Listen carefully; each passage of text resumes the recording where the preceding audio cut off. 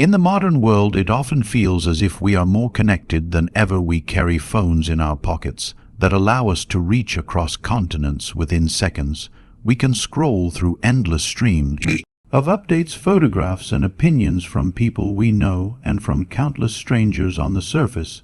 This seems like the ultimate form of connection, but Buddhism teaches us to look more deeply. When we look with mindfulness, we see that much of what we call connection is in fact an illusion. True connection, in the Buddhist sense, arises from presence, compassion, and awareness. It is not simply exchange of words or images. It is not merely being seen or noticed. True connection is rooted in the ability to be with another being in openness and sincerity. It requires that we drop our masks and allow the natural energy of understanding to flow. Yet, what most of us experience through digital interaction is shallow.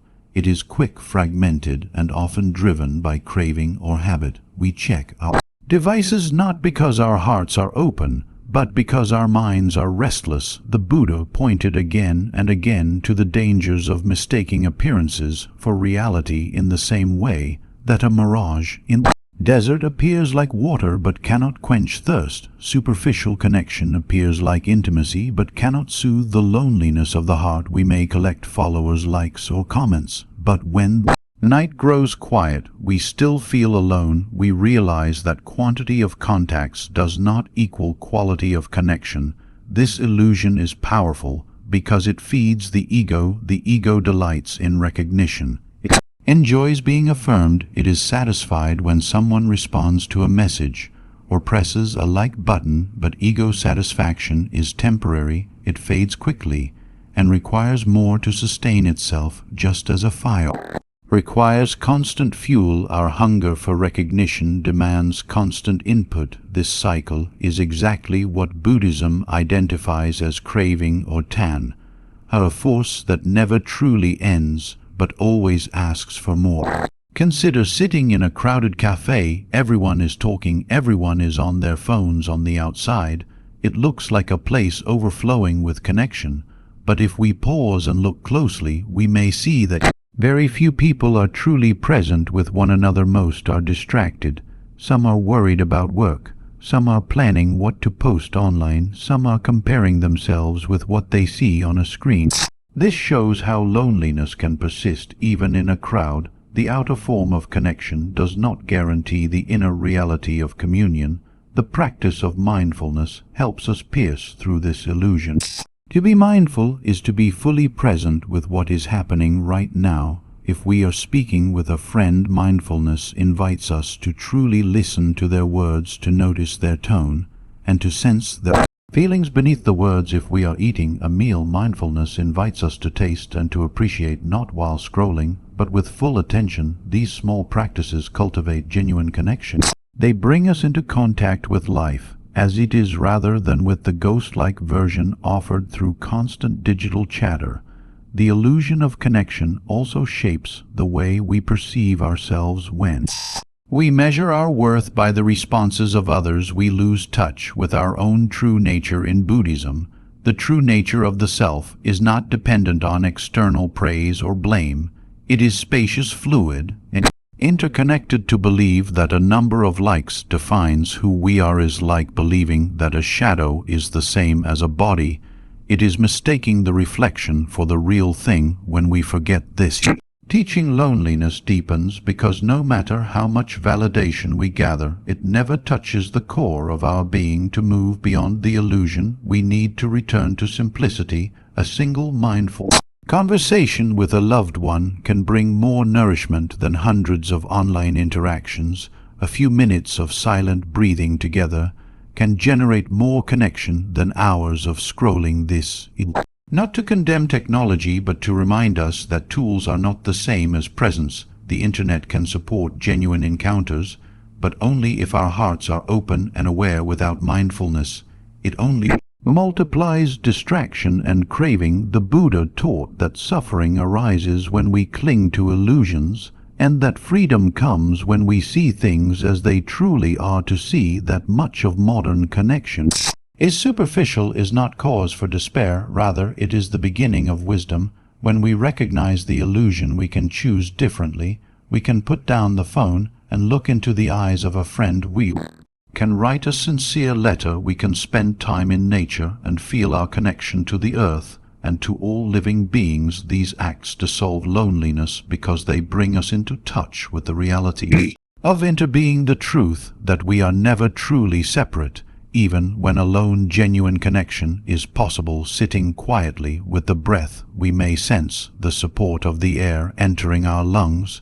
We may feel gratitude for the trees that give us oxygen. We may recall the kindness of teachers, parents, or strangers who made our life possible. This awareness reveals a network of connection far deeper than the virtual ones we chase. The illusion of connection fades, and what remains is the living reality of interdependence. In this way, the Buddhist path invites us to transform loneliness by looking deeply. It does not ask us to reject modern tools, but to use them wisely. It asks us to remember that the essence of connection is presence, compassion, and understanding. If we cultivate these qualities, then every encounter, whether face-to-face or through a screen, can become real. But if we forget them, then no amount of messages or likes will heal the emptiness in the heart. Thus, the first step is to wake up to the illusion, to see clearly that more is not the same as deeper, that appearance is not the same as reality, that being noticed is not the same as being understood. When this insight dawns, we are no longer fooled by the glitter of constant digital interaction. We begin to seek what nourishes rather than what distracts. We open ourselves to authentic relationship with others, with the earth, and with our own mind. And in that space, loneliness begins to dissolve, not because we have more connections, but because we have awakened to the truth of connection itself. One of the most subtle but powerful causes of loneliness is our attachment to external validation. We live in a culture where affirmation from outside has become the measure of self-worth. From the moment we wake up, many of us check our devices to see who has noticed us, who has liked our posts, who has replied to our messages, or who has mentioned our name. Each of these moments gives a small spark of satisfaction, a brief feeling that we exist and that our existence matters. Yet just as quickly the spark fades, and we return to the search for more. This cycle is familiar and exhausting. It leaves us always grasping, never settled. Buddhism teaches that this restless hunger is a form of craving. It is the desire for recognition and approval from others as a way to confirm our identity. The Buddha described craving as a root of suffering because it is endless. It is like drinking salt water in an attempt to quench thirst. The more we drink, the thirstier we become. In the same way, the more we rely on others to confirm our worth, the more fragile we feel inside. For even when praise arrives, we immediately fear its loss. And when criticism or indifference comes, we feel pierced and diminished. This dependency is built into the very way the ego functions. The ego is a construction based on the idea of I, me, and mine. It seeks security by comparing itself to others and by collecting signs of importance. When someone compliments us, the ego feels inflated. When someone ignores us, the ego feels deflated. Because the ego is built on shifting opinions, it is never stable. It swings between pride and despair, depending on what others say. This instability feeds loneliness, because deep within we know we cannot truly rely on these external signals. They are impermanent. They change with moods, with trends, with circumstances. To see the problem more clearly, imagine a child who draws a picture and brings it to a parent. If the parent praises the child feels happy. If the parent is distracted, the child feels invisible. If the parent criticizes the child feels crushed in that moment. The child's sense of self is being shaped by the response of another. The same pattern plays out in adult life. But In subtler ways, we dress in certain ways, we post certain pictures, we craft certain words, all in hope of receiving affirmation. When affirmation does not come, we feel lonely, not because we are truly isolated, but because we have lost the mirror that reassures us. Buddhist practice invites us to turn inward rather than outward. It teaches that true worth is not given by others, but discovered within.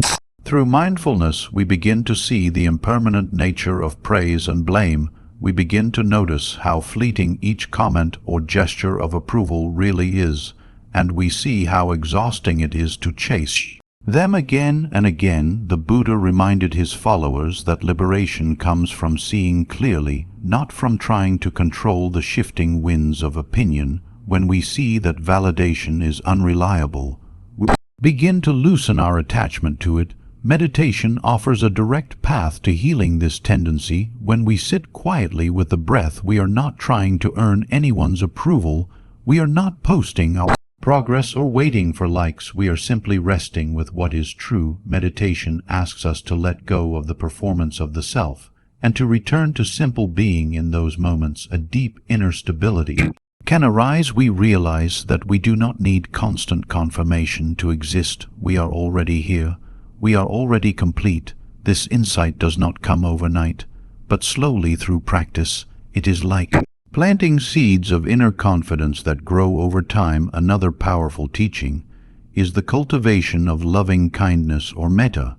When we practice loving kindness, we silently repeat wishes of well-being for ourselves and others. May I be happy, may I be healthy, may I be safe, may I live with ease. These phrases are not about external recognition. They are about generating an inner warmth and care that does not depend on anyone else. When we practice this regularly, we begin to feel supported from within. The craving for external validation loses some of its grip because we no longer rely on it to feel valued. It is important to note that Buddhism does not say we should never feel joy when someone praises us or never feel hurt when someone criticizes us.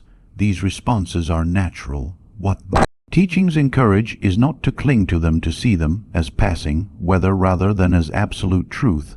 Just as clouds come and go across the sky, so do the opinions of others. We can appreciate them without building our entire sense of worth upon them. Loneliness softens when we are no longer enslaved by external validation, because much of loneliness comes from the belief that others do not see us or affirm us. When we realize that our value does not depend on being noticed, we become freer. We can enjoy the company of others without fear of being ignored. We can offer ourselves without constant calculation of how we are received. We can rest in the quiet dignity of our own being. This is not arrogance, but authenticity. It is knowing that our existence is already meaningful simply by being part of the great web of life. The Buddha used the image of a lotus flower growing in muddy water. The lotus does not need the praise of anyone to bloom. It blooms naturally according to its conditions. In the same way, our human heart has the capacity to bloom into compassion and wisdom without depending on constant affirmation. When we stop seeking validation outside, we allow our inner lotus to unfold. We find a connection to life itself that is far deeper than the fleeting recognition of others in practical life. This means learning to pause before reacting to the desire for approval. It means noticing the impulse to check the phone again and asking ourselves what we are truly seeking. Often beneath the impulse is a simple wish to feel loved or secure. If we can recognize that need directly, we may choose a wiser response, perhaps taking a breath, perhaps speaking kindly to ourselves, perhaps reaching out to someone with genuine presence rather than with a hidden request for affirmation. Each of these small steps weakens the chain of attachment. As we grow in this practice, we begin to experience a subtle but profound shift. Instead of living at the mercy of other people's opinions, we begin to live from a center of authenticity. Instead of asking, do they like me? We begin to ask, am I being true to my deepest values? Instead of fearing loneliness, we discover a quiet contentment in our own company. From this place, we can form relationships that are real, not based on neediness, but on mutual respect and presence. Thus, attachment to external validation is one of the great illusions that sustains loneliness. The more we seek affirmation outside, the more fragile and dependent we become. But when we turn inward through mindfulness, meditation, and loving kindness, we discover a stability that no opinion can shake. In that discovery, we begin to taste true freedom. We are no longer tossed about by praise and blame. We are no longer defined by the shifting gaze of others. We are grounded in the simple truth of our being, and in that grounding, loneliness begins to fade, replaced by a sense of connection that arises from within. The Buddha taught that craving is at the very root of suffering. He used the word tan, which literally means thirst. This thirst is not simply a desire for food or water, but a restless hunger of the mind and heart. It is the urge to grasp for more, the drive to chase after experiences, possessions, recognition, and relationships, in the belief that something outside will complete us. When we live in this state of craving, we are never truly at peace, because satisfaction is always just out of reach. In the modern context, craving often appears in our search for connection. We want more friends, more followers, more messages, more signs that we are not alone. We believe that if only we could gather enough attention or companionship, we would finally feel whole. Yet as soon as one need is met, another arises. The message that made us happy yesterday now feels empty today. The number of likes that once seemed impressive soon seems small. The companionship we enjoy is shadowed by the fear of its loss. In this cycle, loneliness persists not because we lack connection, but because we are caught in craving. Contentment, by contrast, is a state of ease and sufficiency. It is the recognition that what is here now is enough. It does not mean we never desire or never act. It means we are not enslaved by desire. We can enjoy connection without clinging to it. We can appreciate recognition without depending on it. Contentment allows us to rest in the present moment with a sense of fullness. The Buddha described this as the middle way, neither indulgence in craving nor rejection of life, but a balanced awareness that sees things as they are. To see the difference between craving and contentment, imagine two people walking through a garden. One is restless, counting how many flowers they can photograph, planning how many images they can share, and worrying whether others will admire their pictures. The other walks slowly, breathing in the fragrance, feeling the earth beneath their feet, and simply being with the beauty around them. The first person is driven by craving and may leave the garden still unsatisfied. The second is rooted in contentment and may carry the joy of the garden long after leaving it. Loneliness often arises when our craving for connection overshadows the simple joy of being with others in the present moment. We may sit with a friend but already think about what they will say about us later. We may join a group but measure its value by how many people notice us. We may scroll through endless profiles hoping to find the perfect match, but never feel content with what is before us. This restless seeking prevents us from truly experiencing the connections we already have. It blinds us to the gifts already present. Buddhist practice offers many ways to transform craving into contentment. One of the most powerful is mindfulness of breathing. When we sit quietly and follow the breath, we discover that even something as simple as inhaling and exhaling can bring peace. We realize that life itself is a gift that does not require constant grasping. This awareness begins to loosen the grip of craving. It shows us that contentment is not found in getting more, but in awakening to what is already here. Another practice is gratitude. In the teachings, gratitude is a form of wisdom because it shifts our focus from what is lacking to what is present. Each morning, we can reflect on the conditions that make our life possible: the air we breathe, the food we eat, the people who care for us, the opportunities we are given. This simple act of remembering nourishes contentment. It reminds us that life is already abundant, even if it does not match the ideals our craving demands. Craving also tends to isolate us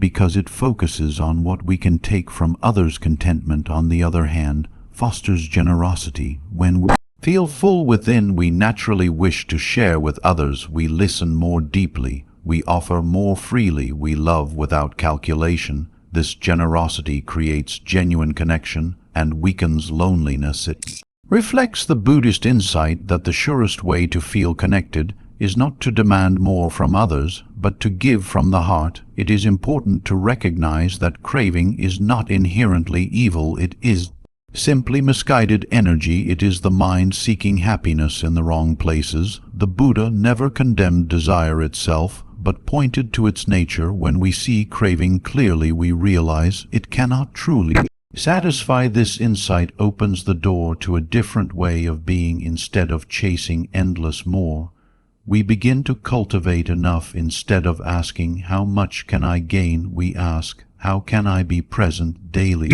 Life gives us many opportunities to practice this shift. When eating, we can slow down and actually taste the food rather than rushing through it in search of the next bite. When speaking with someone, we can focus on hearing them rather than planning our response. When feeling lonely, we can pause and notice the sensations in the body rather than rushing to fill the gap with distraction. Each of these moments is a training in contentment. Each one weakens the restless habit of craving over time. This practice reveals a profound truth. Contentment is not passive resignation. It is not saying, "I will never change," or "I should not want anything." Rather, it is an active state of freedom. It means our happiness is not chained to constant external gain.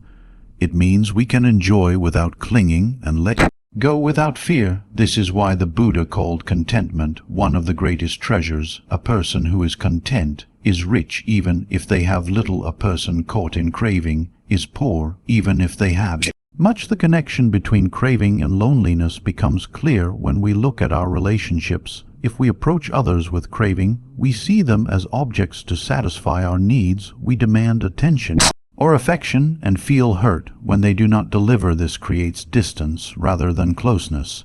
But if we approach others with contentment, we see them as whole beings to be respected and cherished.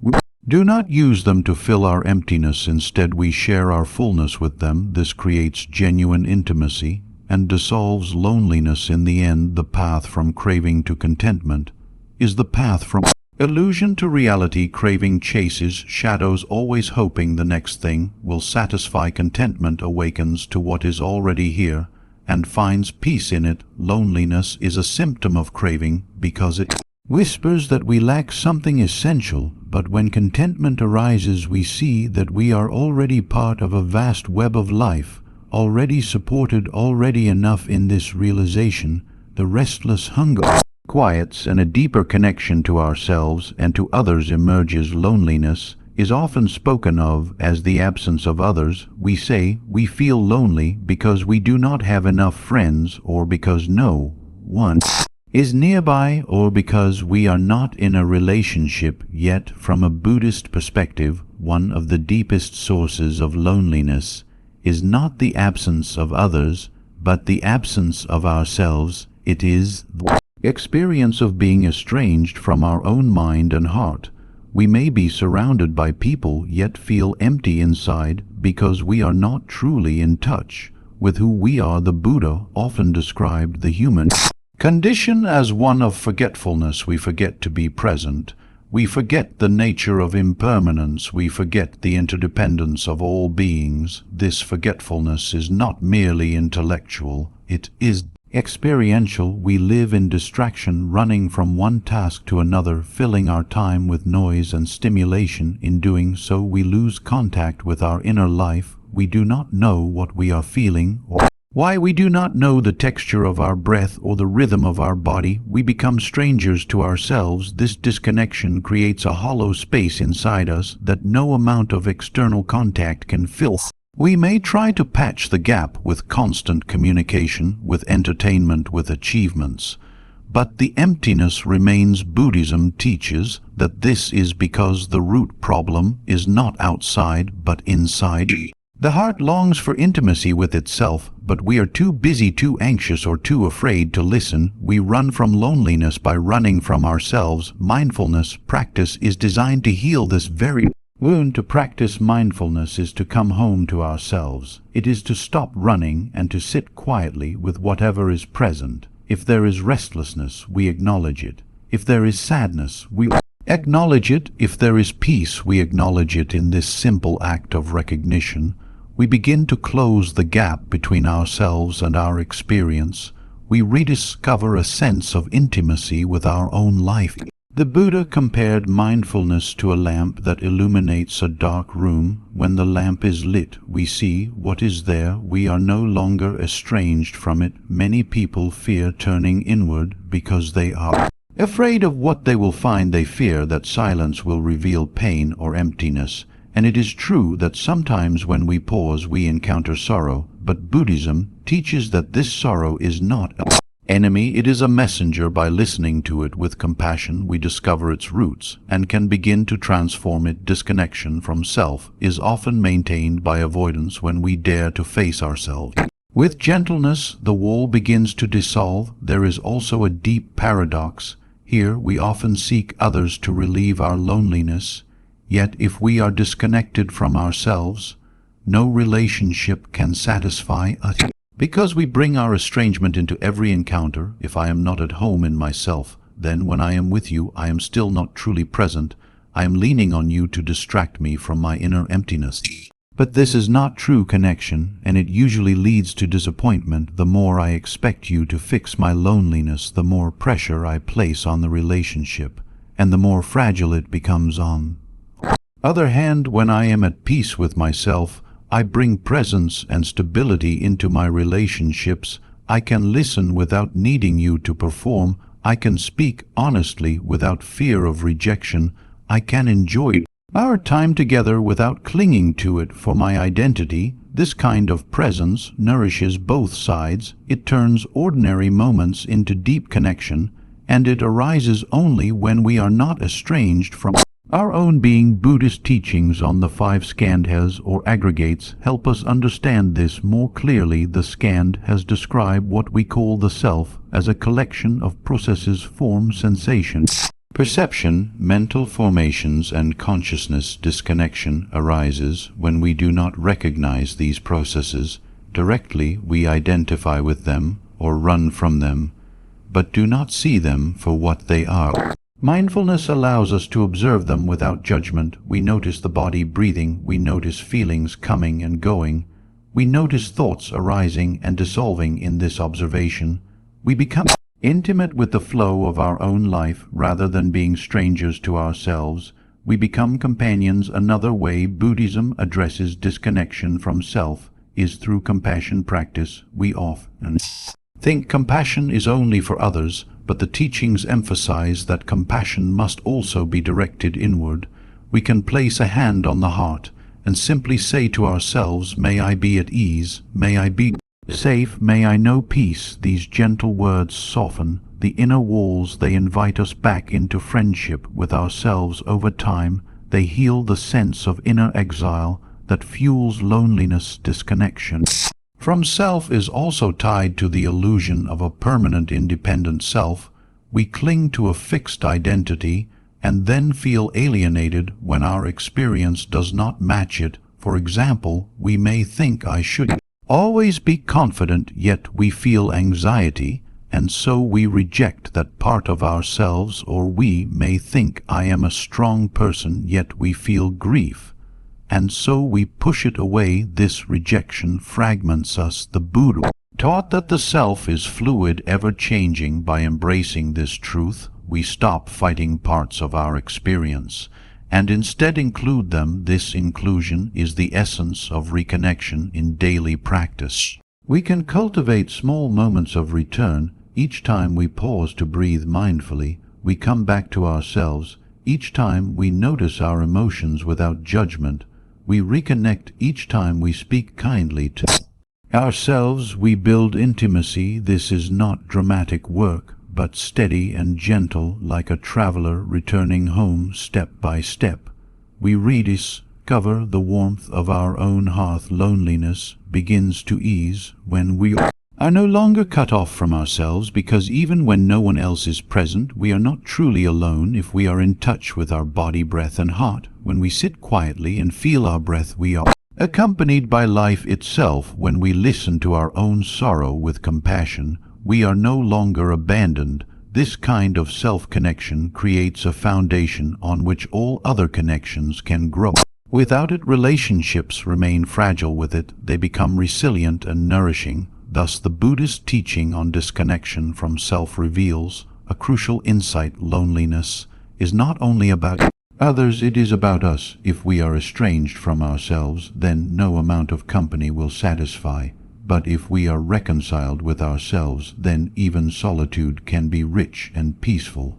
The path is not to escape ourselves, but to return again and again with mindfulness and compassion. In this return, we find that the home we were seeking has been within us all along. One of the most profound insights of Buddhism is that all things are connected. Nothing exists on its own. Everything arises through conditions and passes away. When those conditions change, the Buddha called this dependent origination. It is the truth that every phenomenon is interwoven with every other. In modern terms, we might say that life is a vast web, and each being is a thread within it. To see this truth deeply is to recognize that separation is an illusion, and that loneliness arises when we forget our interbeing. The Vietnamese Zen master Thich Nhat Hanh often used the word interbeing to express this reality. He would hold up a sheet of paper and ask us to look closely. If we look deeply, we can see the cloud in the paper. Without the cloud, there would be no rain. Without the rain, there would be no trees. Without the trees, there would be no paper. In this way, the cloud is inside the paper, the sunshine is inside the paper, the logger, the worker, the whole universe is present in a single sheet. When we look in this way, we see that nothing is isolated and nothing exists by itself. Loneliness becomes strong when we believe that we are separate from others and from the world. We may feel that we are a small island cut off from the sea of life. We may feel that no one understands us and that we do not belong. But this sense of separation is based on forgetfulness. When we remember interbeing, we see that even in solitude, we are connected. The air we breathe is shared by all beings. The food we eat is the gift of countless hands. The language we speak is shaped by generations before us. Every moment of our existence is woven from the lives of others. This teaching is not abstract. It can be touched directly through mindfulness. When we take a breath, we can pause and recognize that the breath is possible because of trees, plants, and the whole atmosphere. When we drink a cup of tea, we can taste the rain, the soil, the farmer, the sun. Each simple act becomes a reminder of our interconnection. Instead of feeling small and separate, we feel vast and included. We realize that loneliness is not the truth, but a temporary veil that covers the reality of belonging. Relationships also change when we see through the lens of interbeing. When we forget connection, we often treat others as objects for our own use. We demand attention, we cling, we compete. But when we remember interbeing, we see others as part of ourselves. Their joy is our joy, their suffering is our suffering. This understanding naturally gives rise to compassion. We do not connect with others out of neediness, but out of recognition that our lives are entwined. This dissolves loneliness because it replaces isolation with intimacy, not only with individuals, but with the whole of life. Interbeing also helps us understand impermanence. Often we feel lonely when people leave us, or when circumstances change. We cling to the idea of permanence and suffer when reality does not match our expectations. But if we look deeply, we see that nothing ever truly disappears.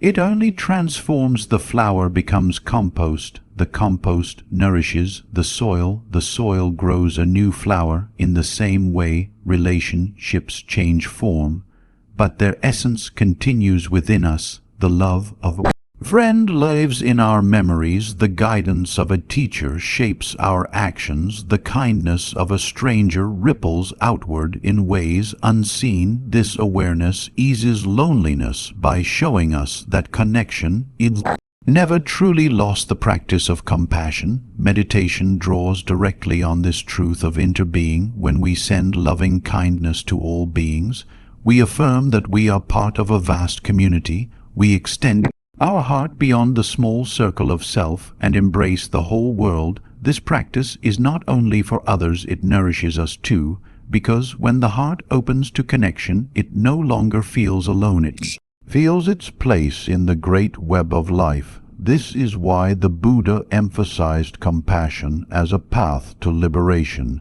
It heals the illusion of separateness. Another way to practice interbeing is through mindful community. When practitioners gather to sit, walk, or chant together, they create a field of collective energy.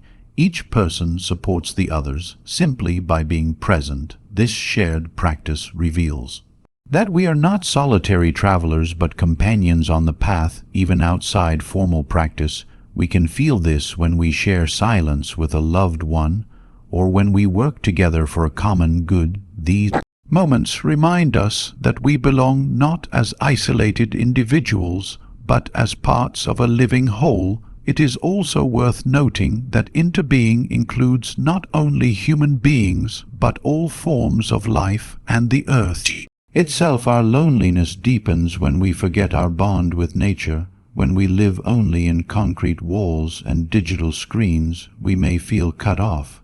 But when we step into a forest or sit beside a river, we remember our connection. The rustling leaves, the flowing water, the singing birds remind us that we are part of a living planet. The Buddha himself awakened while sitting under a tree. He lived close to nature and taught that the earth is a great teacher. Reconnecting with the natural world is one of the surest antidotes to loneliness. To live with awareness of interbeing is to live with humility and gratitude. We see that our life is not self-made but a gift supported by countless beings. Gratitude naturally arises, and loneliness begins to fade because gratitude connects us to those who have given us life and those who continue to support us. Even if we sit alone in a quiet room, when gratitude is alive, we feel surrounded by countless presences. Our solitude becomes spacious rather than empty. In the end, interbeing reveals that the boundary between self and other is not solid. It is a convenient convention, but not ultimate truth. When we cling to the idea of a separate self, we feel isolated. When we see through it, we awaken to the vastness of connection. This does not mean we lose our individuality, but that we understand it within the larger flow of life. Like a wave on the ocean, we have our shape and movement, but we are never separate from the water. Seeing this truth, loneliness dissolves, because we realize we are never truly alone. We are part of the ocean of life. Thus the teaching of interbeing and interconnectedness is both profound and practical. It invites us to look deeply into every moment, to see the web of conditions that sustain us. It calls us to practice compassion, gratitude, and mindfulness so that we can feel our belonging. It reminds us that separation is an illusion and that true connection is our natural state. When we awaken to this reality, loneliness loses its power. What remains is a deep sense of homecoming to the vast community of all beings in a world that prizes numbers. It is easy to believe that the more connections we have, the less lonely we will feel. We count friends on social media, we measure likes on posts, we gather contacts and followers as if accumulation itself were proof of belonging. Yet Buddhism teaches us to look more deeply, because true connection does not depend on numbers but on presence. A single mindful relationship can nourish the heart more than 1,000 shallow ones. Presence in the Buddhist sense means being fully healed. With body, mind, and heart, it means listening without distraction, speaking with sincerity, and allowing our attention to rest where we are. Without presence, even physical closeness cannot satisfy. We may sit beside someone while scrolling through a phone and feel miles apart. we may share a meal while our mind is already planning the next task and discover that the meal has passed without true contact. Presence transforms these ordinary moments into genuine connection. The Buddha taught that attention is the most basic form of love. When we give someone our full awareness, we are affirming that that simple act can dissolve loneliness far more effectively than a flood of surface-level communication. The problem with quantity is that it divides our attention. We try to be everywhere at once, answering many messages, managing many relationships, yet our attention is scattered thin, and none of those relationships receive the depth they need. The result is that we are surrounded by people, yet still feel unseen and unheard. Mindful presence begins with slowing down. If we are speaking with a friend, it means putting aside distractions and really listening not only to words, but to tone, expression, and the feelings underneath. If we are with family, it means being there not only physically, but with genuine openness. When we bring this quality of presence to our relationships, we discover that even brief encounters can feel full. A short mindful conversation can nourish more than hours of distracted talk.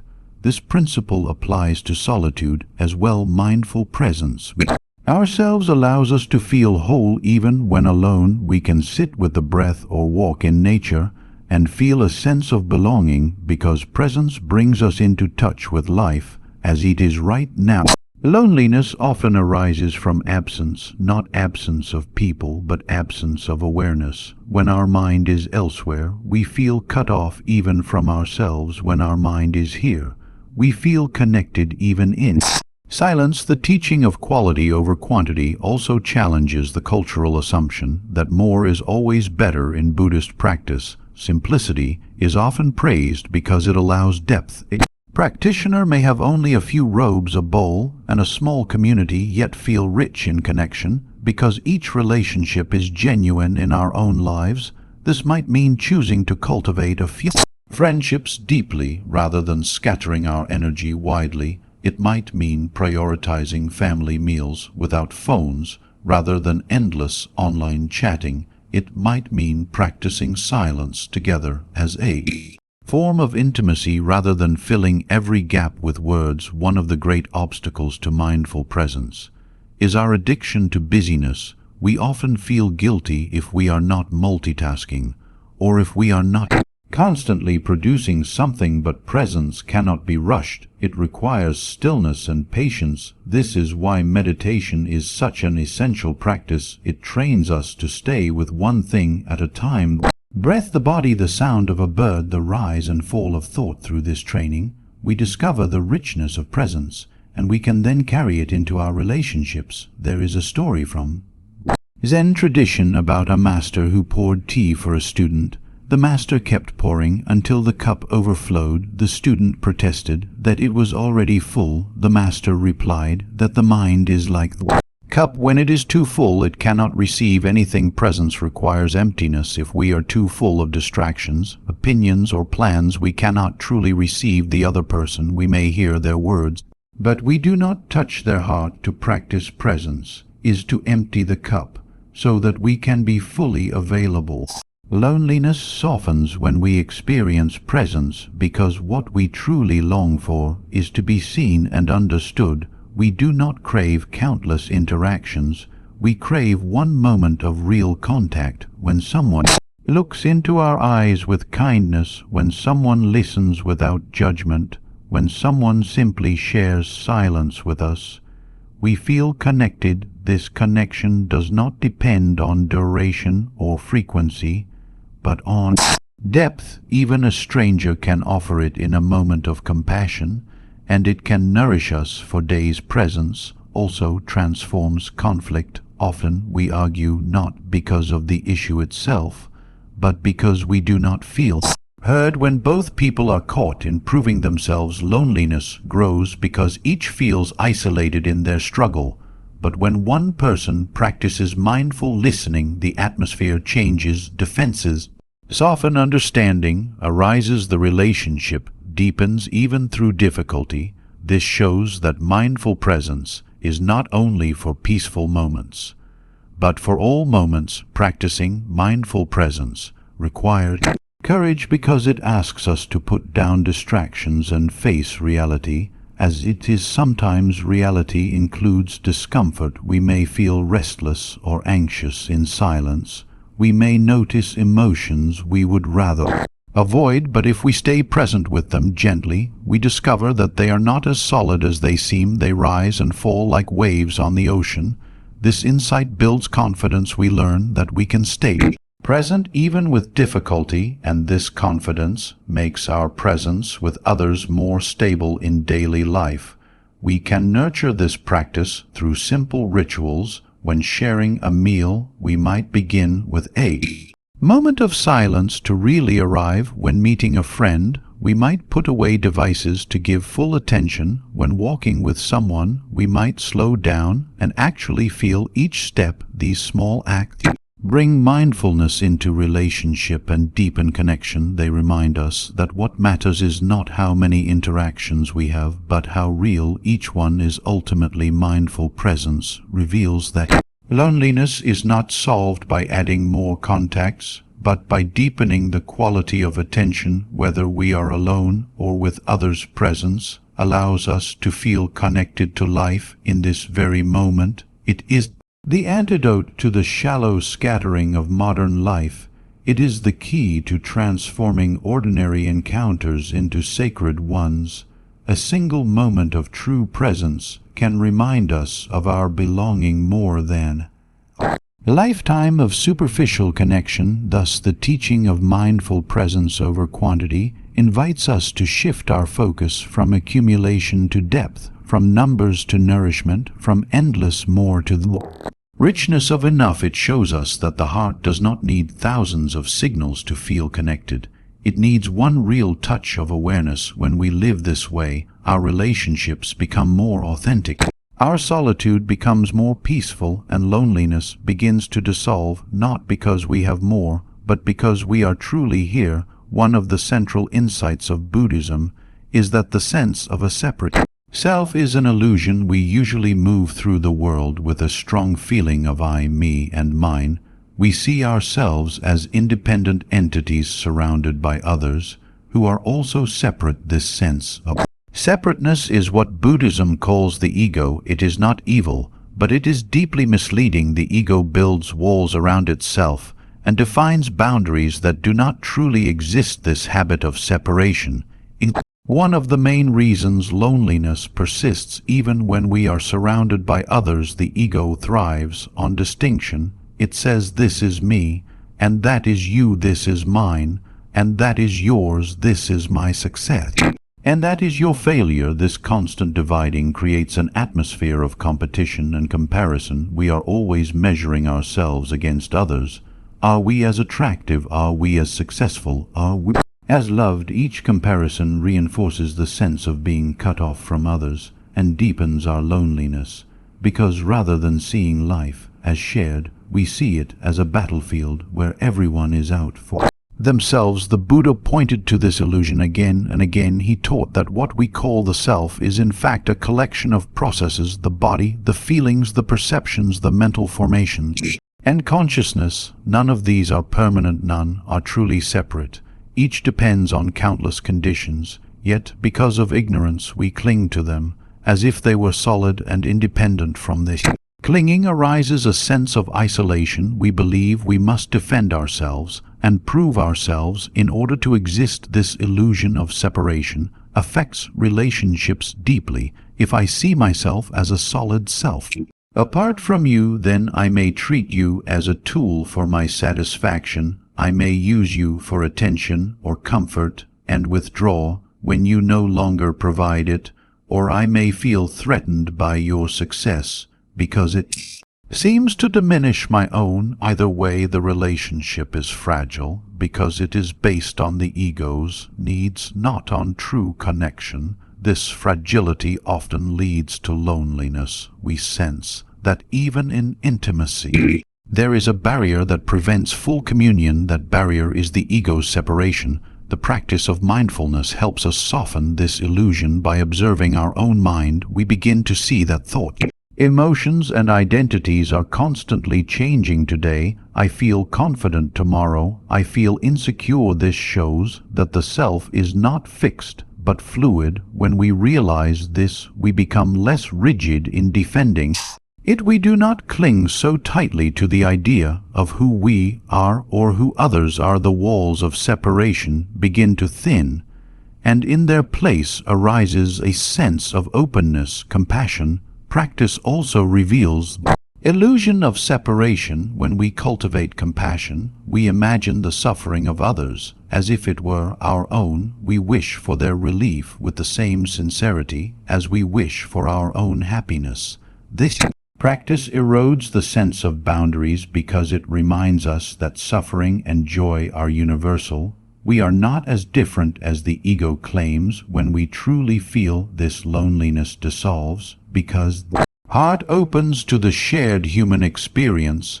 There is a story in the Buddhist tradition of a monk who meditated on compassion until he could no longer distinguish between himself and others. When he saw someone suffering, he felt it as his own pain. When he saw someone joyful, he felt it as his own joy. This was not confusion, but realization. It was the direct experience of interconnection. The walls of ego had fallen away. What remained was a vast field of shared being. In that field, loneliness cannot survive. Ego also fuels loneliness through the pursuit of identity. We often define ourselves by roles, achievements, or possessions and fear losing them. This makes us feel separate because our identity must be constantly defended. If someone challenges our role or surpasses our achievement, we feel diminished. The ego reacts with envy, anger, or despair. These emotions isolate us further. But when we see that identity itself is impermanent and fluid, we stop clinging so tightly. We discover that we can simply be without needing to be this or that. This freedom opens the way to genuine connection in everyday life. The ego's separation can be seen in subtle ways. We may interrupt others because we believe our view is more important. We may feel jealous of friends who receive attention. We may avoid vulnerability because we fear it will weaken our image. Each of these habits reinforces the sense of being cut off. To practice against them, we can cultivate humility and openness. Humility reminds us that we are not above others. Openness reminds us that we are not below others. Both bring us back to equality and shared humanity. The Buddha described the awakened mind as one free of the illusion of self. This does not mean the self disappears, but that it is seen for what it is, a useful convention, not an ultimate reality. In that awakened state, the boundaries between self and other become soft. We can still say I and you, but without clinging to them. We know that we interexist like waves on the same ocean. This insight brings a deep sense of belonging because we realize we are not alone, but part of a vast whole. Loneliness often comes from the belief that no one understands me, that I am fundamentally separate. But when we look deeply, we see that all beings share the same conditions of birth, aging, sickness, and death. All beings seek happiness and avoid suffering. All beings long for connection. This recognition bridges the gap created by the ego. Instead of feeling uniquely isolated, we feel universally connected. We discover solidarity in the very conditions we want. Thought divided us. The practice of breaking down the ego's separation is not about erasing individuality. It is about seeing individuality in its true light. Each person has a unique form and story, yet all are connected at the root like flowers of different colors drawing nourishment from the same soil. We can celebrate the uniqueness while remembering the shared ground. This perspective allows us to engage with others more freely and lovingly because we are not trapped in defending a separate self. We are available for genuine relationship. Ultimately, the teaching on the ego's separation invites us to wake up from the illusion of isolation. It calls us to see through the walls we build around ourselves and to experience the vastness of connection that already exists. Loneliness is a symptom of Believing the walls are real when we see that they are only mental constructions, we are free. The heart expands to include others, and in that expansion we find the belonging we have always sought most. People see loneliness only as a burden, a shadow to escape from, a painful emptiness to be avoided.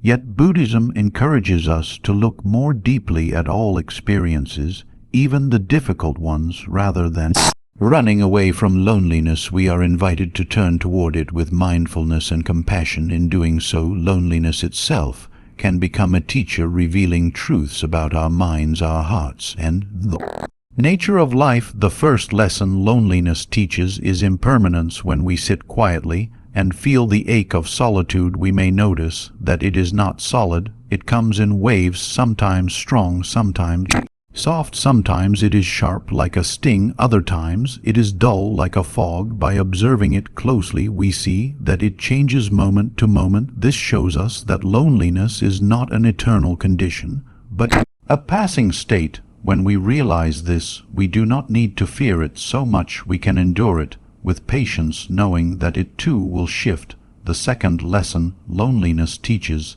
is about craving. As we sit with it, we may notice how quickly the mind reaches outward. We want to check the phone. We want to distract ourselves with entertainment.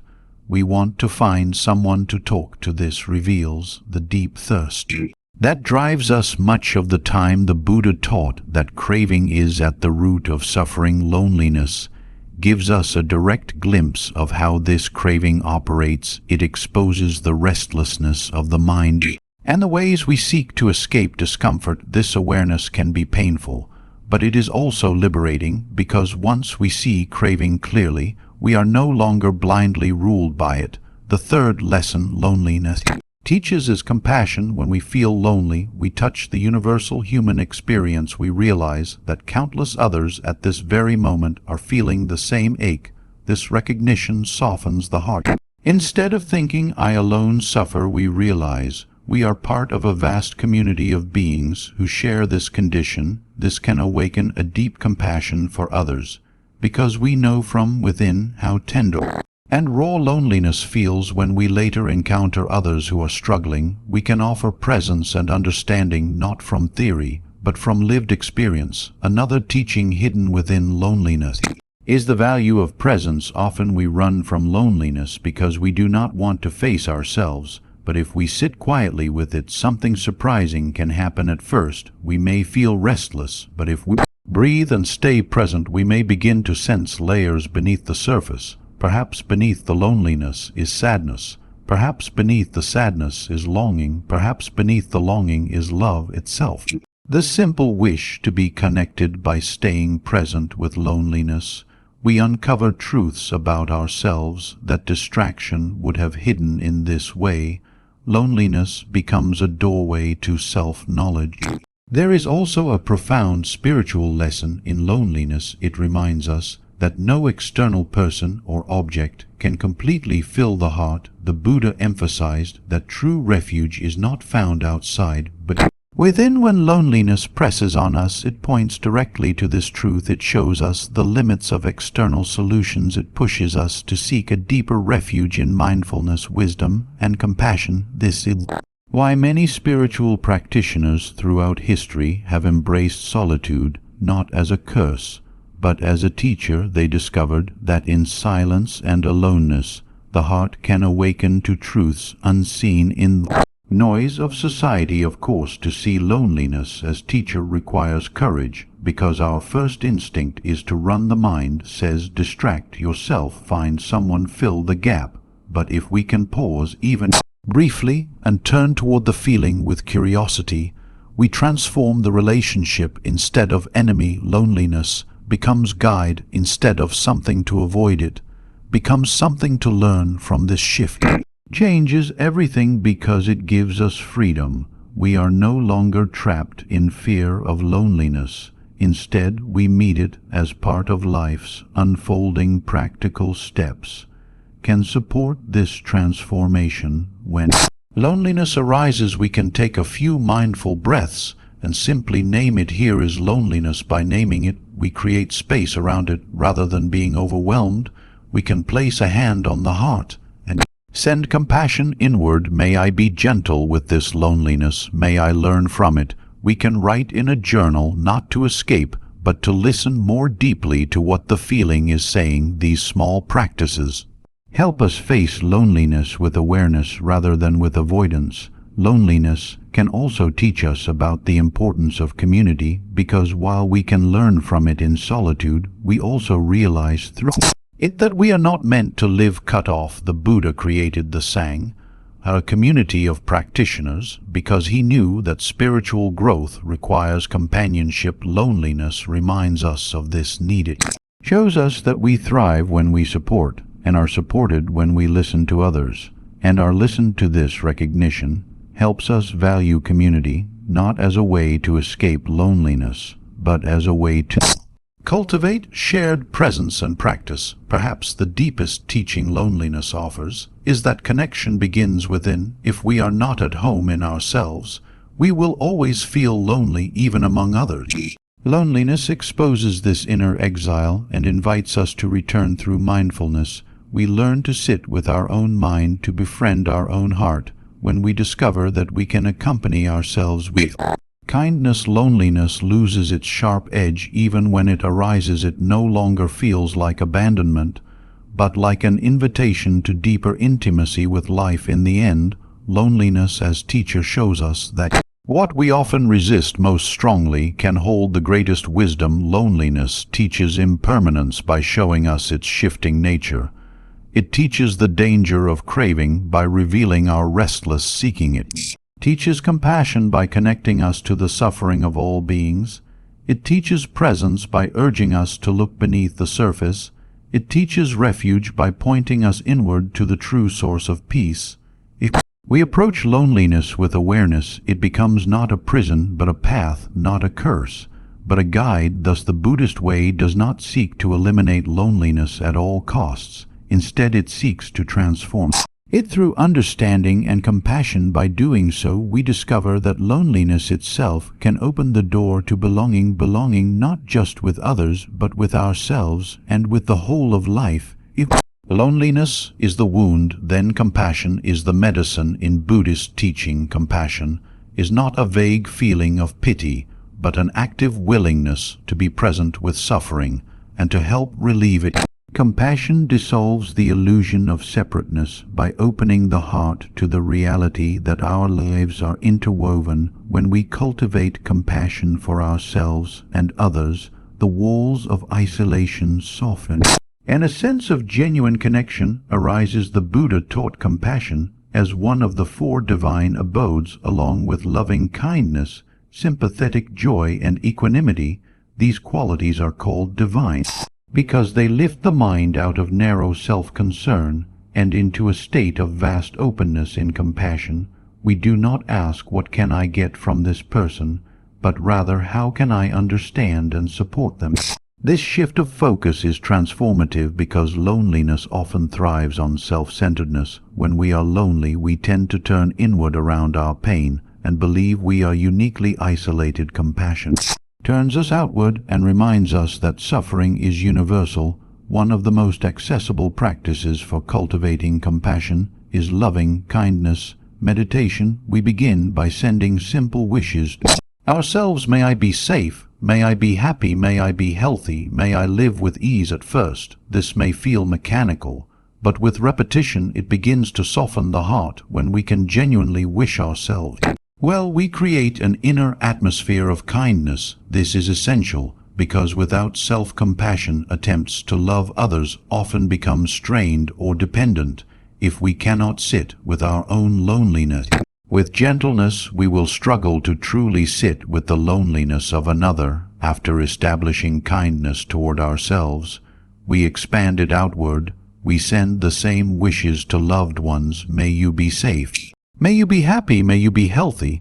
May you live with ease, then to acquaintances, then to strangers, and eventually to all beings, even those who have harmed us. This gradual expansion trains the heart to break down the boundaries of self and other. It reminds us that just as we wish to be free of suffering, so do all beings. This recognition fosters a deep sense of connection because it highlights what we share beneath all differences. Compassion practice also teaches us to approach suffering not with fear, but with openness. Usually, when we encounter suffering in others, we want to fix it or avoid it. Both come from discomfort with pain, but compassion allows us simply to be present without fleeing or controlling. This presence is healing in itself. When someone is lonely, they do not need quick solutions so much as a companion who will sit with them without judgment. Compassion provides that companionship. It says, "I see your pain, I am with you." This dissolves loneliness because it creates real contact. There is a powerful story from the life of the Buddha. Once a woman named Kisegotami lost her only child. Grief consumed her, and she went searching for medicine that could bring him back. She came to the Buddha, who told her to collect mustard seeds from a household that had never known death. She searched, but every family she visited had suffered loss. Realizing that death touches all, she returned transformed. Her grief was still there, but it was softened by compassion, because she now understood she was not alone. Compassion had connected her personal suffering with the universal human condition. Loneliness can feel like being locked in a small dark room. Compassion opens a window. It does not necessarily remove the pain, but it allows fresh air to flow in. It helps us see that others are also carrying burdens and that we can support one another in this way. Compassion not only reduces loneliness, but transforms it into solidarity. When we know that others suffer as we do, and when we actively extend care to them, our loneliness becomes a bridge rather than a wall. Importantly, compassion must include self-compassion.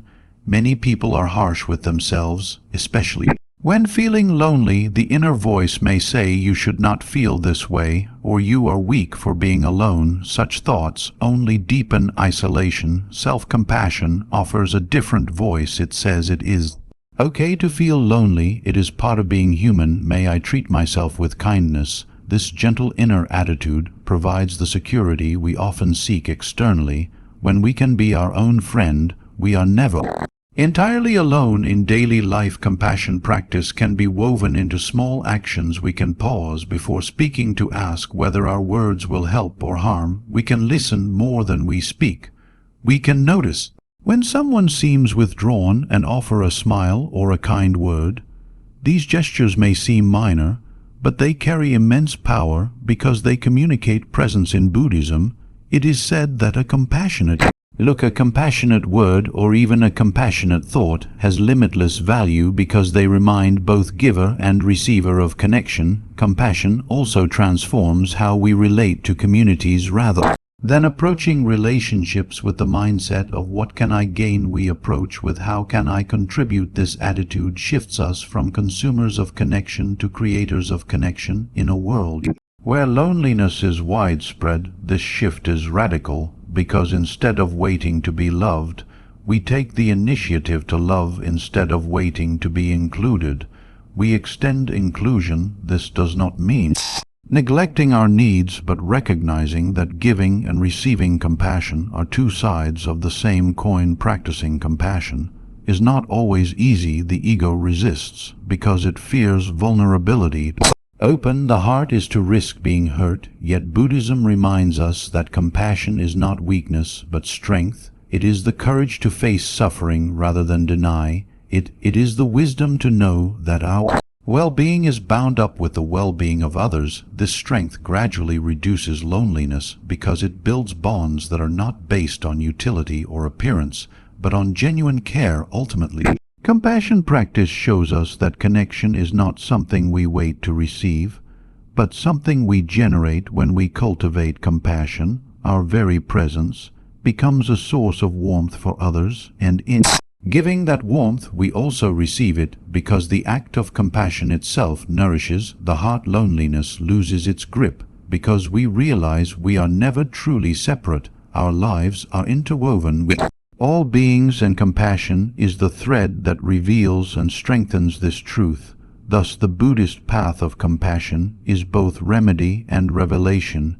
it remedies loneliness by opening the heart to others, and it reveals the deeper reality that we are already connected. When we practice compassion, we dissolve the illusion of isolation and touch the vast field of interbeing. In that field, there is no lonely self and other, there is only the shared dance of life. At the root of loneliness is the belief that fulfillment and belonging can only be found outside of ourselves. We look for it in friendships, relationships, recognition, or constant activity. Yet Buddhism teaches that ultimate refuge does not lie in external circumstances, but within our own awakened heart. This does not mean we reject relationships or community. Rather, it means we discover a deeper foundation that does not crumble when external supports change. This inner refuge is what the Buddha called a safe island, one that we can always return to regardless of the storms of life.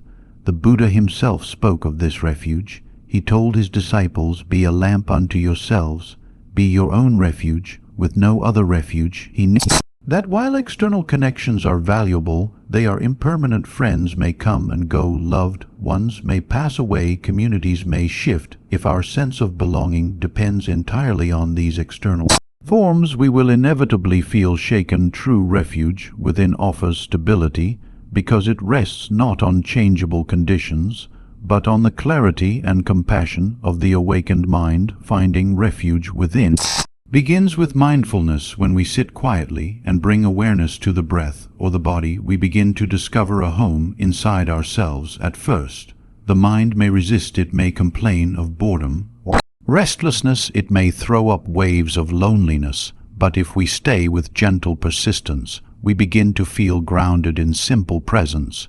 We realize that even without external stimulation, there is richness here. The rise and fall of the breath, the beating of the heart, the sensations of life flowing through us. This awareness becomes an anchor, a reminder that we can always return to ourselves. Refuge within also grows through wisdom. The Buddha taught that all things are impermanent, unsatisfactory, and without a fixed self. When we contemplate these truths, we loosen the grip of attachment. We stop expecting external conditions to give us permanent security. We recognize that relationships, possessions, and roles cannot define our true worth. This insight does not make us cold or detached. Rather, it frees us to love more genuinely because we no longer demand from others what they cannot ultimately provide. Wisdom shows us that our true refuge is not in clinging, but in understanding.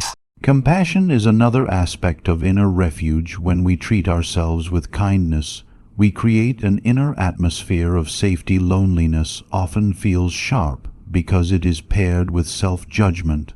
We believe something is wrong with us for being alone, or that we are unworthy of love, but self-compassion changes the inner dialogue. It says, "May I be gentle with this moment, may I allow myself to feel, may I care for myself as I would care for a dear friend." This kind of inner refuge ensures that even when others are absent, we are not abandoned because we remain present with ourselves. The Buddhist path also points to the three refuges, the Buddha, the Dharma, and the Sangha. These are sometimes misunderstood as external authorities, but their deepest meaning points inward. The Buddha represents our capacity for awakening. The Dharma represents the truth we can realize directly. The Sangha represents the community of awakened qualities within us, such as mindfulness, compassion, and patience. When we take refuge in these, we are not depending on something outside, but recognizing and cultivating what already lives in us. This recognition transforms loneliness into trust in our own inner resources. There are many stories of practitioners who discovered this true refuge in solitude. Monks and nuns who lived in forests and caves often faced loneliness, yet found it to be fertile ground for awakening. Because they had no choice but to turn inward, they learned to rest in the stillness of their own awareness. One monk described it as sitting alone yet never lonely because the mind was filled with the presence of the Dharma. Their experience shows that refuge within is not abstract but real and available to all of us if we are willing to cultivate it in everyday life. this refuge can be nurtured through simple practices, taking time each day to sit in silence, even for a few minutes, establishing mindful breathing as a habit during moments of stress or anxiety, pausing to place a hand on the heart when loneliness arises, and offering words of kindness to oneself. These small acts build the habit of turning inward rather than outward for security. Over time, the heart grows confident that it can handle loneliness, not by escaping it, but by resting in inner presence. It is important to understand that true refuge within does not mean cutting off from others. Human connection is natural and beautiful. The Buddha himself valued community and encouraged his followers to support one another. What changes is that we no longer depend on others to confirm our worth. We no longer see relationships as the sole solution to loneliness. Instead, we engage with others from a place of fullness rather than lack. This makes our connections healthier and more genuine because they are based on sharing rather than grasping. Ultimately, true refuge within is the discovery that beneath the waves of loneliness, there is a still ocean of awareness that is always present. This awareness is not lonely because it is not separate. It is connected to all of life. When we touch this dimension through mindfulness, compassion, and wisdom, we realize that our sense of isolation was based on misunderstanding. The reality is that we are already part of the vast web of existence. The trees, the sky, the people, the animals, all are part of us, and we are part of them. Refuge within is the recognition and resting in this truth. In the end, the Buddhist teaching on refuge reminds us that loneliness, though painful, can point us to the deepest belonging. It shows us the limits of external dependence and pushes us to discover the inexhaustible source of peace within ourselves. When we learn to return to this inner refuge again and again, we find a stability that no loss can shake and a connection that no solitude can erase. With this realization, loneliness is no longer an enemy, but a messenger guiding us home.